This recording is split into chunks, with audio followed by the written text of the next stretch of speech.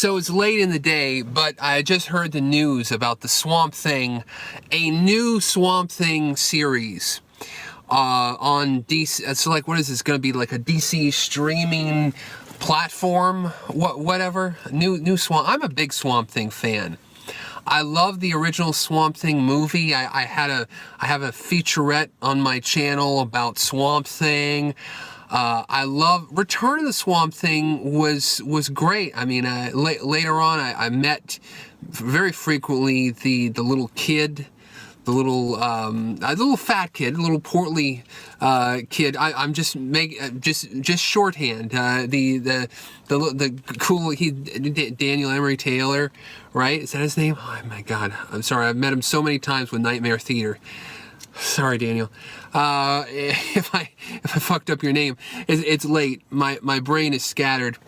But I've always loved Swamp. I mean, even the first movie. I mean, I remember as a kid, late night cable TV, early '80s Swamp Thing over and over and over.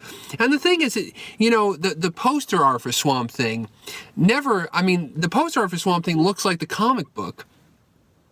But the Swamp Thing in the first movie, he didn't look like that. It's like, you know, you go and you want McDonald's and your mom gives you, like, you know, this white bread with some ratty meat in between. It's like, I want it to look like the Swamp Thing, you know? And that first costume was so disappointing. I don't think it was necessarily the makeup artist's fault. You know, that guy, they piled on him, but he had a very, very low budget. That was a low budget movie. And Wes Craven and everybody did the best that they could working in the fucking swamp. They got Adrienne Barbeau's accoutrement. They had, you know, Louis Jordan. They had a couple of great assets, and they had the Swamp Thing, and also Ray Wise. Remember, Ray Wise was in it, and I read in not Fangoria but Cinefantastique that Ray Wise, one of the reasons why he wanted to actually play the Swamp Thing. According to what I'd read, and I don't have this really repeated very frequently, but it was an old issues of Cinefantastique. Ray Wise wanted to play Swamp Thing in the close-ups. That was one of his, well, I think, contractual things. Again, Cinefantastique, so take with a grain of salt, but that's why the Swamp Thing kind of looks like Ray Wise, and they had the idea that he would play it with, like, makeup from, like, the neck up. It would close-ups would be Ray Wise, and then in the wide shots, Dick DeRock, the famous stuntman, would play the Swamp. And I think that slowly kind of went away, and that they wanted to do wider shots. And I think Ray Wise probably was like, you know, screw this. I don't want to be in the frickin', you know, Louisiana, you know, swamps, you know, screwed. I mean, the swamps, I mean, literally the water was eating away at the costume. I mean, literally the alkaline nature of the swamp was just eating up at the latex, and it was just screwing. I mean, it was crazy. And then Return of the Swamp Thing and the Swamp Thing TV series, they revamped the makeup. It was Dick DeRock, and it was very much like the comic book. It looked exactly like the comic. It was great. You know, I had a bad experience. I mean, my memories of Swamp Thing, the TV series, which was a USA Network television series. Remember Swamp Thing, USA Network? But my memories were tainted when I went to film school. And I went to film school in Orlando, and one time we did this field trip to this production company. And it was in the Universal Studios lot. I keep forgetting their name. I remember and I forget. I guess it's best that I not say it. But they're out of business right now. They're gone. You know, this was like, my God, this is like 2000, 2001. I mean, this is like almost 20 years ago. I'm telling the story, so I can tell the story. And basically, they took us on a tour through this production company who did the post-production on a lot of USA Network series, and they did the post-production on Swamp Thing. And the end of the trip was talking to we were in all the students. We were brought into this mixing studio, and it was a mixing stage, and we were given a presentation by the sound mixers, and these dudes were the most bitter people. They were the most bitter, not that old, not too young to be bitter. I mean, they were older gentlemen. But I mean, they're not that old. I mean, they were like, 40s, 50s. They were bitter. This guy basically spent the entire time talking to us. And I mean, maybe it was tough love, maybe it was, but he just ranted and raved. He ranted that when he was backing out of his parking space on the lot, the back lot, that kids would always, walk behind him just unaware, and it bothered him. I don't know why you would tell people that this. I mean, everything bothered this dude. Kids who were like just breezing by the back of his car, like that doesn't happen to everybody in the fucking world. That bothered him. He had an intern for a summer, and she said, he was like, we're here, you're in the studio and you don't want to, apparently she just sat at her desk and read a book for the entire summer. You could have been asking us a billion questions. Why were you on your, and I'm like, you know what? If I had to work with your mean ass for a summer, I would stay on my fucking book and take the credit and get my ass out of there too. I wouldn't want to hang out with you. You're mean. You're mean. Maybe it was tough love, but he just kept going on and on and on. The studio had like, up on the walls, you know how studios sometimes have posters, have things. It had I think it had like a bullwhip up on the wall or something like that. Like a bullwhip that an assistant director had put up there as some kind of trophy. Like you're such an asshole, you gotta have a fucking bull. Oh, okay, that's how you inspire people. You did a bullwhip.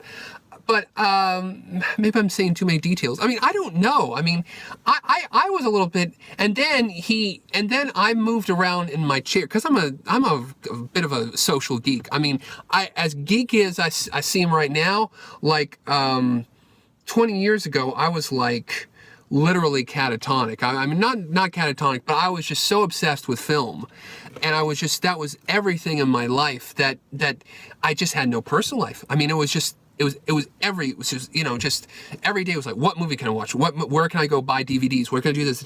I've kind of had a better kind of movie personal life balance, but back then, I was like moving around, and we had these swivel chairs, and I was moving around, and the guy's like, oh, I'm sure you want to go right now. You want to leave. I mean, he jabbed at me. He did a little jab, And I was just in awe of the guy, because the guy had mixed Swamp Thing. These guys had worked on Swamp, and I had, you look at my channel, the USA Network stuff, I spent years and years and years collating this stuff, doing videos on it, hundreds of videos, USA Network. I'm obsessed with that, and I was back then I was obsessed just as much. And he'd kind of wounded me, because I'm like, dude, I'm like the guy who's interested in your work, who really has a great love of your sound work on the Swamp Thing series, and you're treating me and you're just giving me another jab, like I'm just some get off my lawn kid, And it's like, imagine the goodwill that he just fucked with me, because he wanted to do a jab at the Youngblood. And I mean, maybe it was tough love. Maybe he was like, fuck you, and it never sat right with me. I was a little jab, but the guy just spent, I don't even remember him telling us what a mixer does, or what, I had far more instruction from the instructors because I would always go up to the instructors, but I wish I was more, that's the one thing I wish I would have stuck out my hand, and I would have done it today. I would have done it today, and I probably would have told him to go fuck himself today. I probably would have. I've become a little bit bolder. I'm like, your shit ain't hot. You ain't that hot shit, motherfucker. And the business and the fucking, that whole studio closed. I mean, it just didn't have enough. It didn't have enough productions in Orlando to run it. But I mean, that place was so great, because I mean, it was so cool being down there, because it was like, there was a road that you had to get into the back lot, to the back side of Universal Studios, and it used to be a dirt road, and there's a there's an episode of Swamp Thing that's like a bike race, and it was on that dirt road that I drove into. And I was learning about this stuff, and I was reading, it was the early internet, so I started reading about Swamp Thing and reading about it, and it really, and one of my instructors at film school had been an assistant director on Swamp Thing, and I wish I would have said, "Hey, dude, you did it," I would have done that more so. But so Swamp Thing dredges up bitter memories. Well, it's not bitter. I really take that as an inspiration. That every time I feel angry or bitter about filmmaking, about life, about younger people, about anything, I think in my head, I don't want to be that bitter asshole who alienates somebody and just retroact when that guy could be like me. Just, I love your work. I want to, I want to do that. I try not. I mean, it's difficult. You have to fight it, but that was a good experience to me, to meet someone who was just, he didn't even tell us about his job, about sound mixing, about the whole thing. All of his thing was just, it was trying to be tough love. I know where he's coming from. It's like tough love, you're here with us, you're here to learn, keep your mind open, but he came off as just such a bitter asshole. And I mean, ranting and raving about kids in the parking lot, and then kind of doing a little jab at me. The person who fucking, the one person, about in half, or we had about 20 students there. The one person who actually respected and knew his work, and I almost wanted, at that point, I would have done it. If it was today, I would have said, "Hey, I really love your work on Swamp Thing. I watched it every day, and Silk Stockings and all that stuff." Because they did all the posts on those shows. I would have done it. I would have stuck out my hand more. I would have been more. But he probably would have thrown it away anyway. There was such. That's the thing. Those post guys, they were so bitter and angry. I was like, why the fuck are you so bitter and angry? You got the job, you got the thing,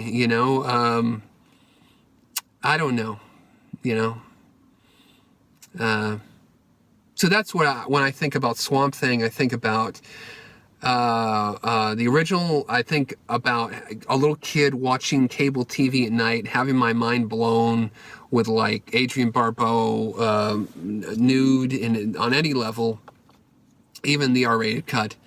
And then that guy who was just such a bitter asshole, and how that was such an inspiration to me, to not be bitter in my life, to not be bitter in my work, to no matter what happens, to be optimistic, to be positive, to not become a kind of calcified asshole, to keep open, to keep, and I try, and I don't always succeed, but at least I have that example of somebody who's just so kind of like dismissive and rude and mean, and it's an inspiration. So he did help me. I mean, I think if I met it again, I would tell him this.